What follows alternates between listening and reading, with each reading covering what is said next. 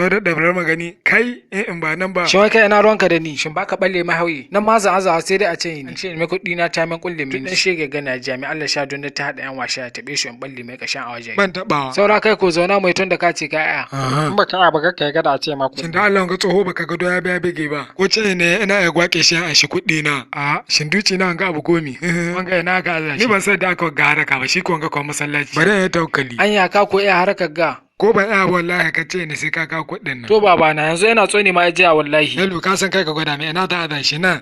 na yagen wallahi wai da kuɗi na yanga